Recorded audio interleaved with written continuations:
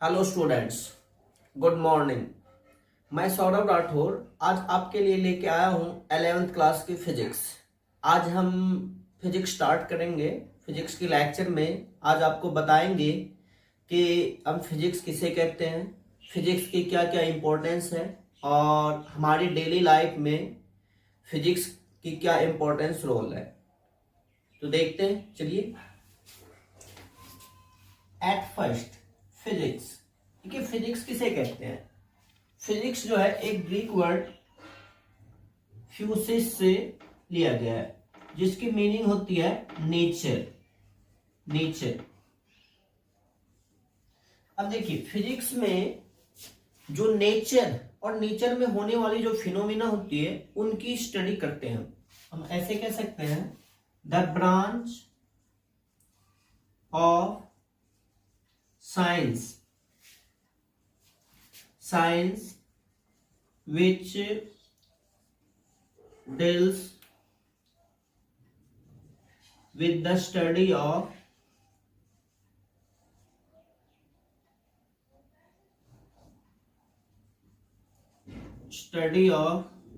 nature and natural phenomena।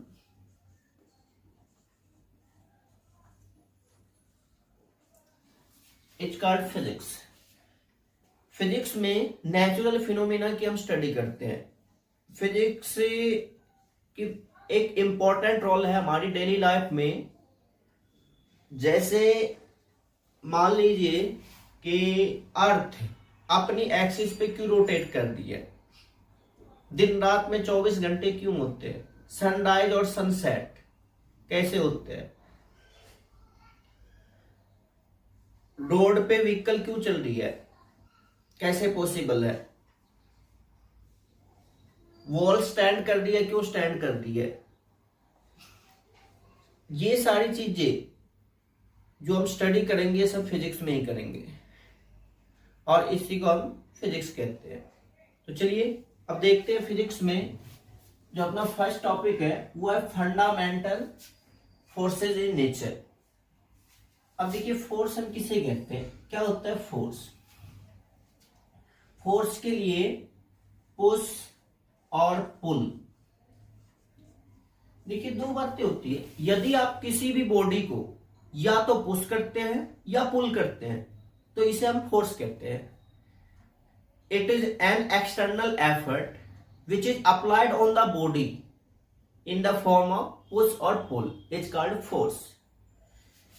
इनकी definition आप ऐसे दे सकते हैं, it is an external effort which is applied on the body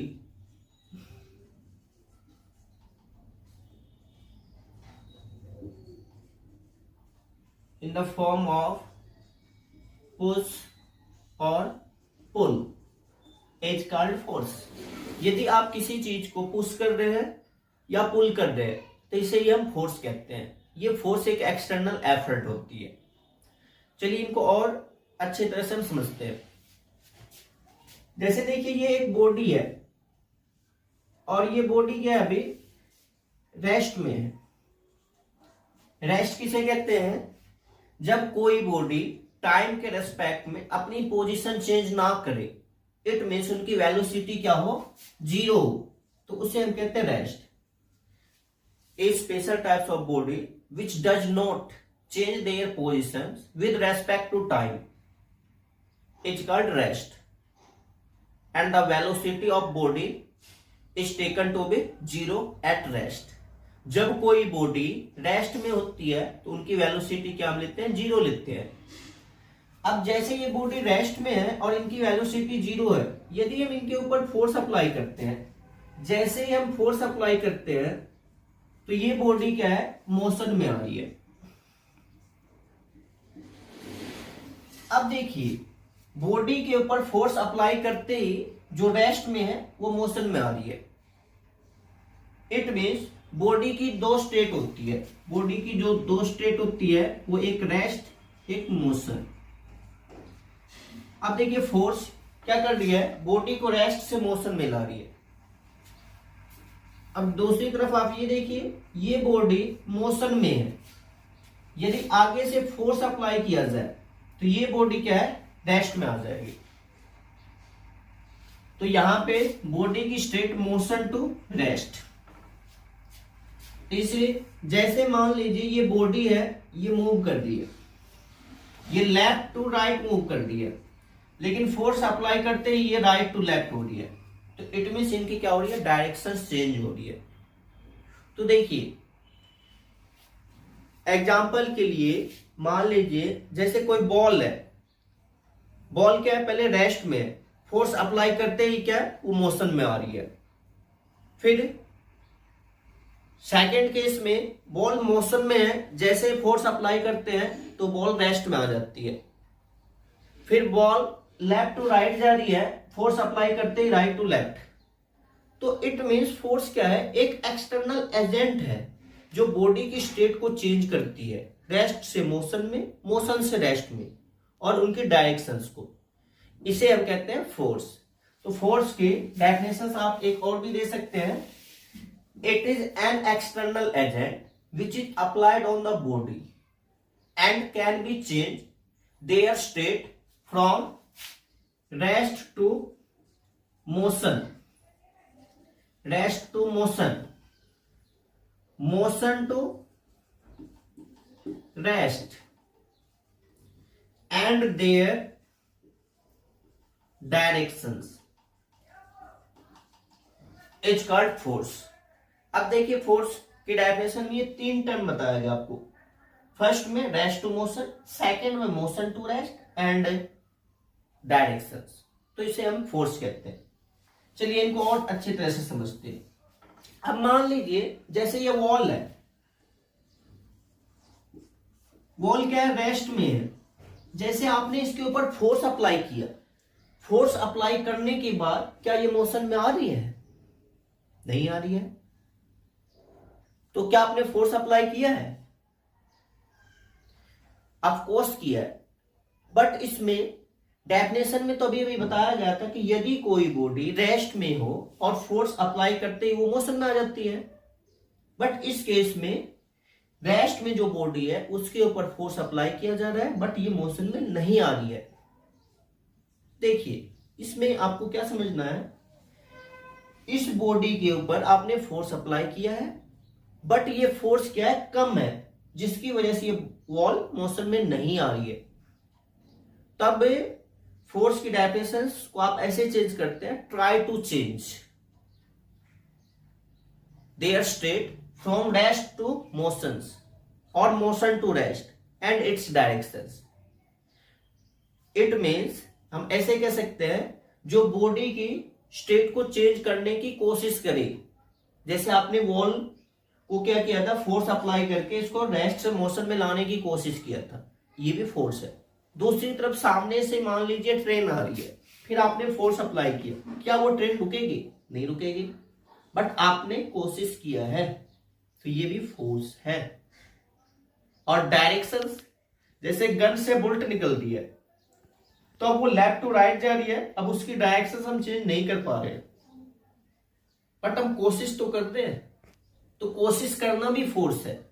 तो इसी को आप ऐसे कह सकते हैं, try to change, try to change from rest to motion, motion to rest and its direction is called force. तो ये भी एक फोर्स की डेफिनेशन है। फोर्स को आप ऐसे डिफाइन कर सकते हैं, इनको कंबाइनली, it is an external agent which is applied on the body and can be change और try to change their state from rest to motion और motion to rest and its directions, it's called force. तो ये एक force की definition है। देखिए force को आप इस तरह से डिफाइन कर सकते हैं। चलिए इनको एग्जांपल के तौर पे समझते हैं। जैसे मान लीजिए एक बॉडी है जो ए पॉइंट पे है, ए पॉइंट पे है, इनके मास क्या है m और इनिशियल वेलोसिटी है u जो कि 0 के इक्वल है। अभी भी मैंने बताया था जब बॉडी रेस्ट में हो तो उनकी वेलोसिटी 0 होती है और यहाँ पे मोमेंटम क्या है p1 है। और जब body a to b move करके जा रही है तो मास तो m बट मोमेंटम p2 और फाइनल वेलोसिटी है v और a टू b तक डिस्टेंस कवर करने में जो टाइम लग रहा है वो है t। तो देखिए स्टार्टिंग में इनिशियल मोमेंटम है p1 और फाइनल मोमेंटम है p2 और जो टाइम स्पेंड हो रही है वो t। तो मोमेंटम में कितनी चेंजिंग आएगी, change in momentum, momentum equal to p2 minus p1, ये चेंजिंग आ गई मोमेंटम की। और एक बात याद रखिएगा, जब किसी भी टर्म्स को टाइम से डिवाइड करते हैं ना उसे हम रेट बोलते हैं, 1/t ये रेट। और यदि हम लेंथ से डिवाइड करते हैं इसे हम बोलते हैं ग्रेडियंट। देखिए इनको ऐसे समझिए, यदि मान लीजिए ये वेलोसिटी है कि चेंजिंग को टाइम से डिवाइड किया गया तो इसे हम कहेंगे the rate of change in velocity. और यदि वेलोसिटी को लेंथ से डिवाइड किया जाए तो इसे हम बोलते हैं वेलोसिटी ग्रेडियंट। तो देखिए मोमेंटम की चेंजिंग है p2 माइनस p1 और यदि इनकी रेट देखिएगा, rate of change in momentum equal to p2 minus p1 upon में t। अब जो फोर्स है ये क्या है, force is directly proportional to rate of change in linear momentum p2 minus p1 upon में t। अब देखिए जो प्रोपोर्शनल का साइन है इसे हटाते हैं, हम क्या करते हैं कांस्टेंट यूज करते हैं, कांस्टेंट k। तो f equal to k p2 minus p1 upon में t और k कांस्टेंट, इसकी वैल्यू है इसमें 1। देखिए मोमेंटम, अब मोमेंटम हम किसे कहते हैं, मोमेंटम याद रखना आपको, मास इनटू वेलोसिटी। जो बॉडी है उनकी मास होती है और जो जिस वेलोसिटी से वो मूव कर रही है, इन दोनों का जो प्रोडक्ट होता है उसे हम मोमेंटम कहते हैं। The total product of mass and their velocity is also known as momentum, linear momentum. Linear momentum को सिंपली हम मोमेंटम बोलते हैं। तो अब देखिए F इक्वल टू k की वैल्यू 1 और P2 के लिए मास है m, वेलोसिटी v, तो ये है mv माइनस mu अपॉन में t। तो m कॉमन लेने के बाद v माइनस u अपॉन में t, ये है फोर्स। अब v minus u by t velocity की चेंजिंग है, चेंजिंग को आप ऐसे लिख सकते हैं डेल्टा v अपॉन में t, ये डेल्टा चेंजिंग के लिए लिखते हैं। अब जो rate of change in velocity होता है इसे हम कहते हैं एक्सेलरेशन। तो ये है F इक्वल टू ma। तो फोर्स की एक और डेफिनेशन दे सकते हैं, product of mass and acceleration is called force. Otherwise नहीं तो यहीं से आप कह सकते हैं the rate of change in linear momentum is directly proportional to force. अब देखिए इनकी यूनिट वगैरह निकालते हैं। यूनिट क्या, फोर्स की यूनिट निकालिएगा। जो मास है ना, मास की यूनिट होती है किलोग्राम। अभी आपको बताएंगे फंडामेंटल यूनिट में कि एसआई और सीजीएस यूनिट। सिंपली अभी यूनिट लिखते हैं हम, मास की यूनिट किलोग्राम और एक्सेलरेशन की यूनिट होते हैं मीटर सेकेंड इनवर्स स्क्वायर। तो इसी को हम बोलते हैं न्यूटन। तो ये जो फोर्स की यूनिट होगी वो होगी न्यूटन। और सीजीएस में gram centimetre second inverse square equal to dyne. It means ये एसआई यूनिट है और ये सीजीएस यूनिट है। वैसे रफली आपको बता दूं 1 न्यूटन इक्वल टू 10⁵ डाइन भी होता है। तो ये चलिए इनको भी यूनिट और डायमेंशंस के टर्म्स में आपको एक्सप्लेन करके बताया जाएगा। लेकिन फिलहाल अभी ये फोर्स के बारे में आपको बताया गया, फोर्स किसे कहते हैं। फोर्स के ये कुछ इंपॉर्टेंट टर्म्स, कुछ डेफिनेशन दिए गए थे। बता दो, दोबारा एक बार रिपीट कर दो। फोर्स की क्या क्या डेफिनेशन आप दे सकते हैं। At first, force is an external effort which is applied on the body in the term of push और पुल। किसी भी बॉडी को यदि आप पुश और पुल करते हैं तो उसके ऊपर फोर्स अप्लाई कर देते हैं। दूसरी डेफिनेशन, जो बॉडी की स्टेट को चेंज कर दे, रेस्ट टू मोशन और मोशन टू रेस्ट, और उनकी डायरेक्शन चेंज कर दे, उसे हम फोर्स कहते हैं।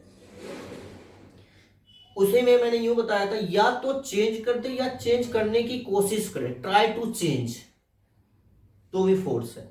और लास्ट में ये फोर्स की डेफिनेशन है, force is directly proportional to the rate of change in linear momentum. तो ये है फोर्स की definition.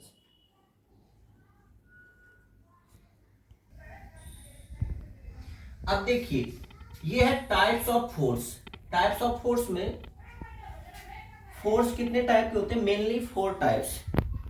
There are 4 types of force such as gravitational force, GF, electromagnetic force, EMF, strong nuclear force, SNF, और weak nuclear force, WNF। अब देखिए, हम इस force के टाइप की स्टडी करते हैं one by one. At first, gravitational force. देखिए, हम ग्रेविटेशनल फोर्स क्या किसे कहते हैं? ग्रेविटेशनल फोर्स क्या होता है? जैसे मान लीजिए ये मेरे हाथ में एक मार्कर है, यदि मैं इनको यहां से छोड़ देता हूं तो ये मार्कर सीधे नीचे जा रही है। तो अब मैं पूछना चाहता हूं आपसे, ये मार्कर नीचे क्यों गई? क्या इसमें ग्रेविटेशनल फोर्स है? नहीं बच्चों, इसमें ग्रेविटेशनल फोर्स नहीं है। ये जो ना ग्रेविटी है, ये ग्रेविटी की वजह से बॉडी अर्थ की तरफ अट्रैक्ट होती है। कई एक और बच्चे इसे ग्रेविटेशनल फोर्स का नाम देते हैं, बट आपको ऐसा नहीं मानना है। देखिए इनको थोड़ा सा डिटेल से। जो ये ग्रेविटी है, ग्रेविटी क्या है? अर्थ की तरफ बॉडी को ये क्या करती है? पुल करती है। तो अर्थ की तरफ जो बॉडी जा रही है due to gravity, acceleration. But gravitational force क्या है? ग्रेविटेशनल फोर्स क्या है? अर्थ के ऊपर कोई भी 2 बॉडी होगी और उन दोनों बॉडी के बीच में जो इंटरएक्शंस होगी उसे हम ग्रेविटेशनल फोर्स कहते हैं। इनको ऐसे देखिए, मान लीजिए जैसे ये 2 पॉइंट है, एक पॉइंट है ए, एक पॉइंट है बी। पॉइंट ए के ऊपर एक बॉडी है जिसके मास मान लीजिए m1, और पॉइंट बी के ऊपर एक और बॉडी है जिसकी मास है m2, और दोनों को हम सेपरेट कर रहे हैं r डिस्टेंस से। तो अब इन दोनों के बीच में जो फोर्स होगी इसे हम ग्रेविटेशनल फोर्स कहते हैं। ग्रेविटेशनल फोर्स ऐसे, if the 2 massive body m1 and m2 are placed at A and B point, which is separated by r distance, then force is produced between them, it's called gravitational force। ये जो 2 massive body को separate किया गया है तो इनके बीच में जो फोर्स प्रोड्यूस हो रही इसी को हम कहते हैं gravitational force. The interaction between 2 massive bodies, 2 massive bodies is called gravitational force। इसी का नाम ग्रेविटेशनल फोर्स है। अब देखिए, ग्रेविटेशनल फोर्स के लिए ग्रेविटेशनल फोर्स किस किस बात पर डिपेंड कर रही है? तो at first, gravitational force is directly proportional to the product of mass and inversely proportional to the square of distance between them। जो ग्रेविटेशनल फोर्स है, मास का प्रोडक्ट का डायरेक्टली प्रोपोर्शनल होता है, F directly m1 m2, equation 1 मान लीजिए। और next inversely proportional to square, F inversely 1 upon r square, equation number 2। चलिए अब दोनों इक्वेशंस को कंबाइन करते हैं। From equations 1 and 2, F directly m1 m2 upon r की स्केयर। अब देखिए फिजिक्स केमिस्ट्री में जो प्रोपोर्शनल का साइन हटाते हैं, यहां पे हमें एक कांस्टेंट यूज करना होता है। कांस्टेंट में जनरली हम k यूज करते हैं, अदरवाइज नहीं तो अदर अल्फाबेट भी यूज कर सकते हैं। तो ये कांस्टेंट जो इसमें है, ये ग्रेविटेशनल कांस्टेंट g यूज करेंगे। हर एक कांस्टेंट की वैल्यू फिक्स होती है। कांस्टेंट दो टाइप से होती है, एक होती है वेरिएबल, एक नॉन वेरिएबल। एक की वैल्यू बिल्कुल फिक्स होती है, जिनकी वैल्यू फिक्स हो, time to time place to place बिल्कुल चेंज ना हो, उसे हम यूनिवर्सल कहते हैं। तो ये ग्रेविटेशनल कांस्टेंट है। ग्रेविटेशनल कांस्टेंट जो ये यूनिवर्सल होगा, और जिसकी वैल्यू चेंज होगी वो वेरिएबल है। लाइक एज आप ग्रेविटी कह सकते हैं। चलिए अभी यहां पे F equal to G m1 m2 upon r की square.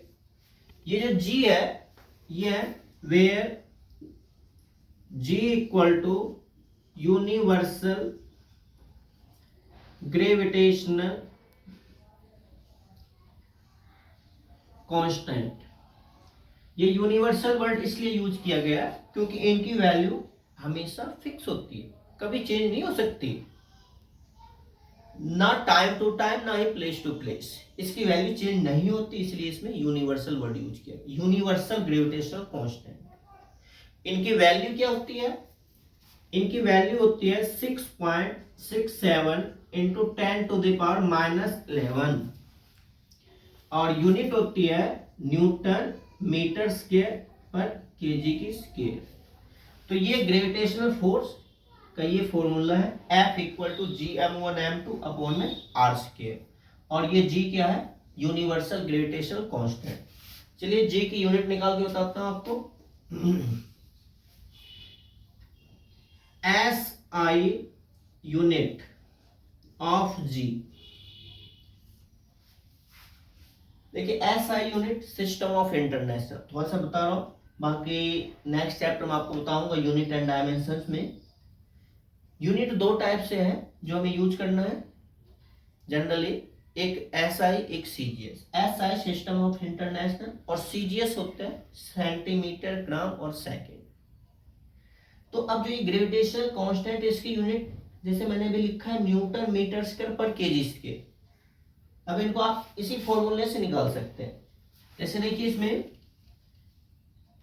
F equal to G m1 m2 upon r की स्क्वायर, क्रॉस मल्टीप्लाई कीजिए, g equal to F R की स्क्वायर अपॉन में m1 m2। अब देखिए जो फोर्स है, फोर्स की यूनिट क्या होती है? SI यूनिट न्यूटन, और r डिस्टेंस, और डिस्टेंस होते हैं मीटर, तो मीटर की स्क्वायर अपॉन मास, मास की होती है KG, KG into KG, KG की स्क्वायर। देखिए होगा ना न्यूटन मीटर स्क्वायर पर केजी स्क्वायर। ये SI यूनिट है। इनको आप खोल भी सकते हैं। न्यूटन अभी बताया था kilogram metre second inverse square, और ये मीटर की स्क्वायर अपॉन केजी की स्क्वायर। स्क्वायर से केजी कैंसल आउट, ये हो गया केजी इनवर्स मीटर की क्यूब सेकेंड इनवर्स के। तो ये SI यूनिट है। यदि CGS में लिखना चाहते हैं इसी को, तो CGS में इनकी यूनिट होगी न्यूटन के लिए डायन, मीटर के लिए सेंटीमीटर स्क्वायर, और ग्राम की जगह केजी की जगह ग्राम की स्क्वायर। फाइनली इनको ऐसे लिख सकते हैं ग्राम इनवर्स सेंटीमीटर की क्यूब सेकेंड इनवर्स की स्क्वायर। तो ये ग्रेविटेशनल फोर्स है। तो ग्रेविटेशनल फोर्स आपको ये याद रखना होगा, डायरेक्टली प्रोपोर्शनल प्रोडक्ट ऑफ मास का और inversely proportional scale of distance का। अब देखिए properties of gravitational force. Gravitational force की क्या क्या प्रॉपर्टीज हो सकती है। देखिए एट फर्स्ट ग्रेविटेशनल फोर्स जो है ये एप्लीकेबल है microscopic as well as macroscopic bodies के लिए।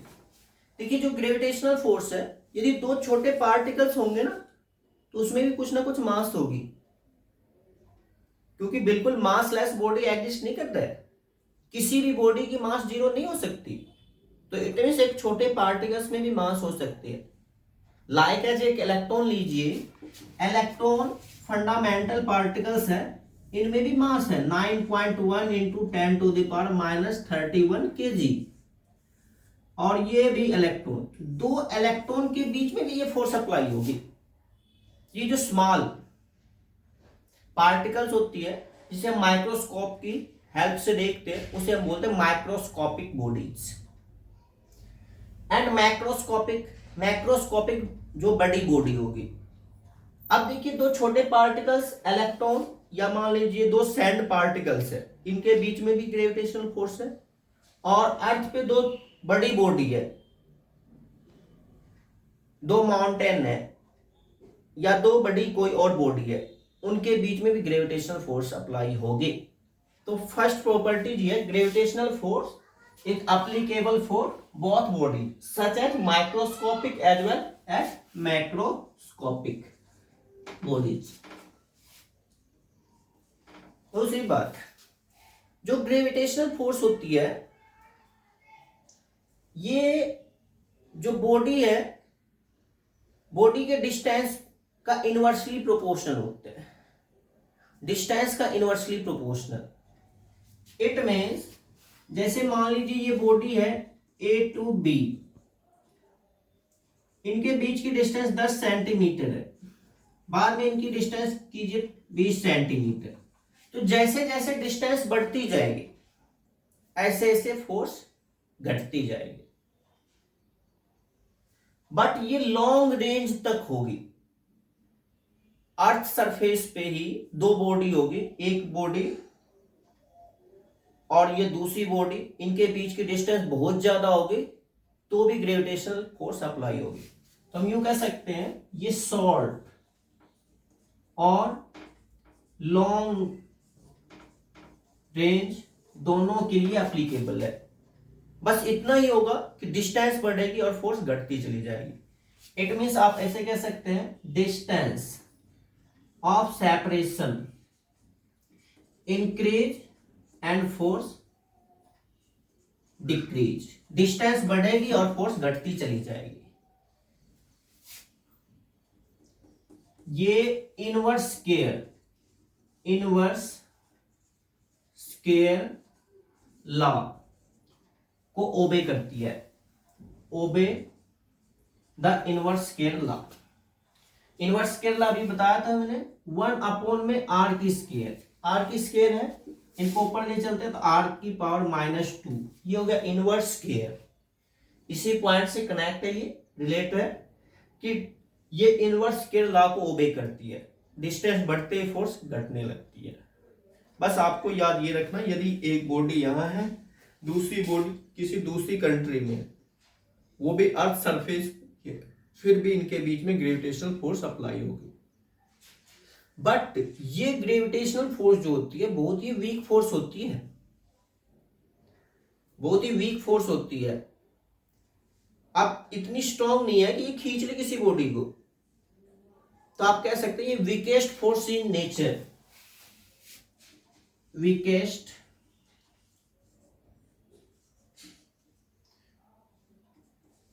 Nature, weakest force in nature, nature में सबसे वीक फोर्स होती है। दूसरी बात होती है दूसरी बॉडी को अट्रैक्ट करती है, बट वीकली अट्रैक्ट करती है। अट्रैक्टिव नेचर को शो करता है ये,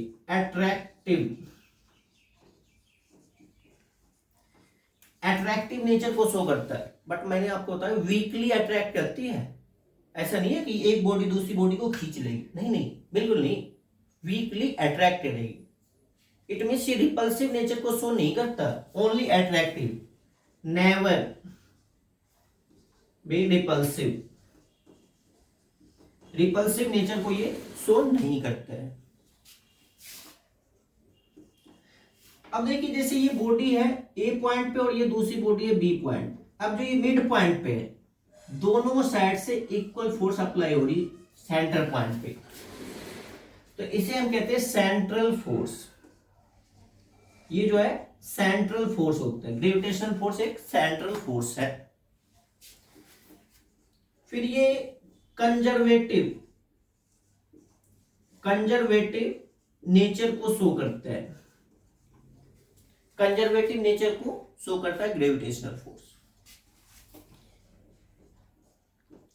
इनके बाद ग्रेविटेशनल फोर्स जिस दो बॉडी के बीच में अप्लाई होती है उस बॉडी को या उस पार्टिकल्स को हम नाम देते हैं जिसे हम बोलते हैं ग्रेविटोन।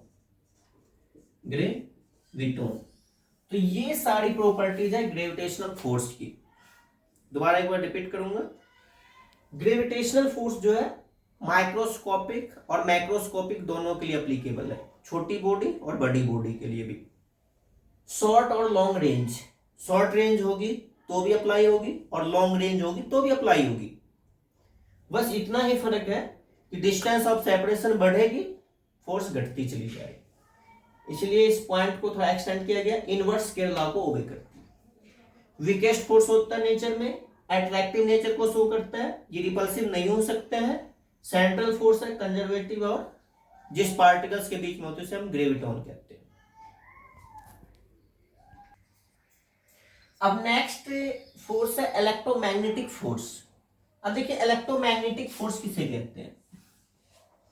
ये मान लीजिए दो पॉइंट है ए और बी, ए पॉइंट पे एक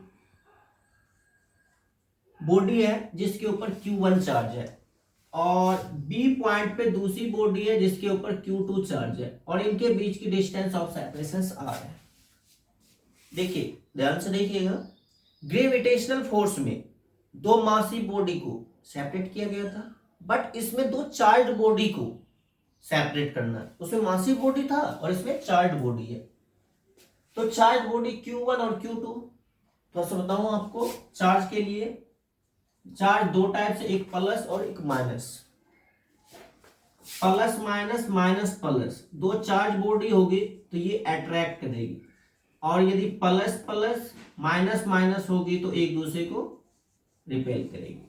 तो देखिए इलेक्ट्रोमैग्नेटिक फोर्स हम किससे कहते हैं, दो चार्ज बॉडी को जब मिनिमम डिस्टेंस से सेपरेट किया जाए तो इनके बीच में एक फोर्स प्रोड्यूस होगी जिसे हम इलेक्ट्रोमैग्नेटिक फोर्स कहते हैं।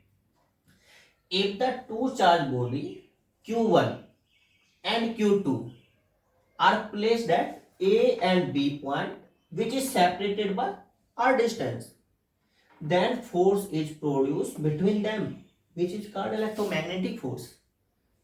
यही जो है इलेक्ट्रोमैग्नेटिक फोर्स होगी। कह सकते हैं the interaction between two charge body is called electromagnetic force. ये है इलेक्ट्रोमैग्नेटिक फोर्स। और जो इलेक्ट्रोमैग्नेटिक फोर्स है, electromagnetic force is directly proportional to product of charge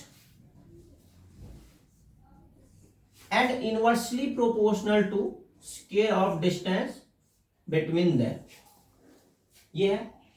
अब देखिए प्रोडक्ट ऑफ चार्ज का डायरेक्टली प्रोपोर्शनल है और जो डिस्टेंस ऑफ सेपरेशन है उनकी स्केयर का इनवर्स का डायरेक्टली प्रोपोर्शनल है।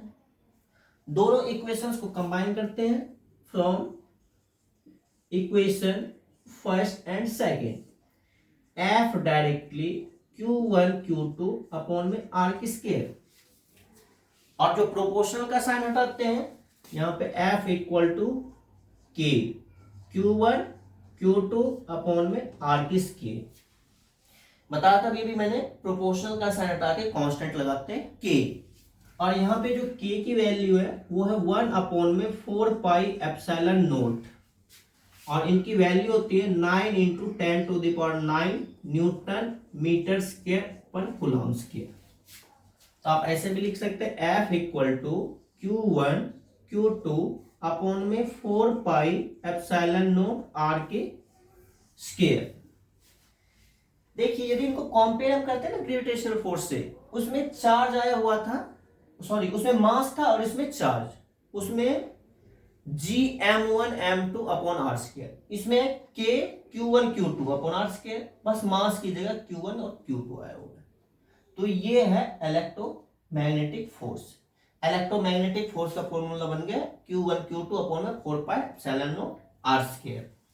इसमें भी यदि यूनिट निकालना चाहते हैं सेम, यूनिट ऑफ के की unit as it is cross multiply कीजिए, F equal to K Q1 Q2 upon में आर स्क्वायर और K equal to Q1 F R की स्क्वायर अपॉन में Q1 Q2।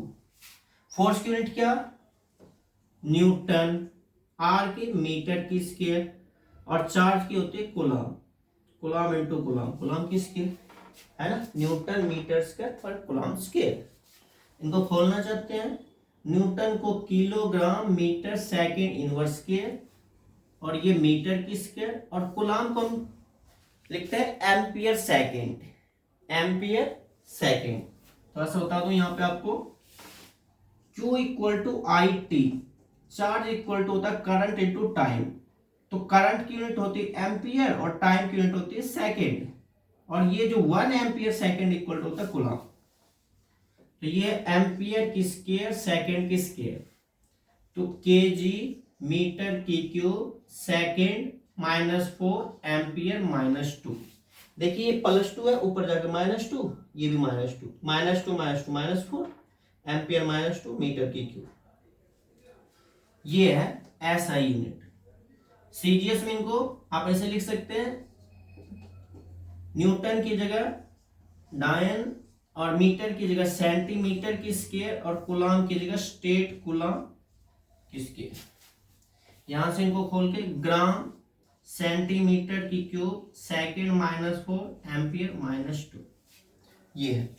तो ये है यूनिट ऑफ के, एसआई यूनिट और सीजीएस यूनिट। इसमें देखिए ये एप्सिलॉन नोट, इसकी भी वैल्यू होती है। एप्सिलॉन नोट को हम बोलते हैं इलेक्ट्रिकल परमिटिविटी, इलेक्ट्रिकल परमिटिविटी, इसकी वैल्यू होती है 8.85 इंटू 10⁻⁻12 कूलम स्क्वायर पर न्यूटन मीटर की स्क्वायर। तो ये है इलेक्ट्रिकल परमिटिविटी, तो ये इलेक्ट्रोमैग्नेटिक फोर्स। अब देखिए properties of electromagnetic force. Electromagnetic force की क्या क्या प्रॉपर्टीज है। एट फर्स्ट, इलेक्ट्रोमैग्नेटिक फोर्स जो है ये अट्रैक्टिव एंड रिपल्सिव दोनों नेचर को शो करते हैं। मतलब ये अट्रैक्ट भी कर सकता है और रिपेल भी कर सकता है। कब, जब प्लस माइनस माइनस प्लस हो, it means unlike charge are attract to each other, but like charges plus plus and minus minus are repel to each other. जब लाइक चार्ज हो तो रिपेल करेगी और अनलाइक चार्ज हो तो attract करेगी। तो ये अट्रैक्टिव और रिपल्सिव दोनों नेचर को शो करते हैं। अब इनकी रेंज की हम बात करें तो इनकी रेंज जो होती है शॉर्ट रेंज होती है, शॉर्ट रेंज होती है। यदि डिस्टेंस ऑफ सेपरेशंस बहुत ज्यादा हो तो उनके बीच में इलेक्ट्रोमैग्नेटिक फोर्स नहीं होगी, मतलब एक लिमिट होगी। चार्ज की चारों तरफ की एरिया वो फील्ड है, वो फील्ड पे डिपेंड करता है। तो इसीलिए कह रहा है कि ज्यादा डिस्टेंस ऑफ सेपरेशन होते ही फोर्स नेग्लिजिबल हो जाएगी। तो ये फोर्स जो एप्लीकेबल है केवल शॉर्ट रेंज के लिए, शॉर्ट रेंज। ये भी इनवर्स स्केल लॉ को ओबे करती है, obey the inverse scale law. 1 में r की स्केल। इसमें भी डिस्टेंस ऑफ सेपरेशन बढ़ाएंगे, फोर्स घटती चली जाएगी। अब देखिए ये जो है ना स्ट्रॉन्गेस्ट फोर्स होता है, ग्रेविटेशनल फोर्स से तो स्ट्रॉन्ग है ही है। Strongest force in nature, it means 10 to the power 36 times stronger than gravitational force. Gravitational force है 10 to the power 36 times strong होता है ये, जबकि ग्रेविटेशनल फोर्स क्या था, वो वीक फोर्स था। ये भी सेम है, कुछ प्रॉपर्टी उनसे। सेंट्रल फोर्स है, कंजर्वेटिव नेचर को शो करता है, ये भी कंजर्वेटिव नेचर। और लास्ट में जिस दो चार्ज बॉडी के बीच में ये इलेक्ट्रोमैग्नेटिक फोर्स अप्लाई होती है, उसे हम बोलते हैं फोटोन, उसे हम बोलते हैं फोटोन। देखिए ये सारी प्रॉपर्टी जो है ग्रेविटेशनल फोर्स आप कंपेयर कीजिएगा तो थोड़ा सा डिफरेंट है।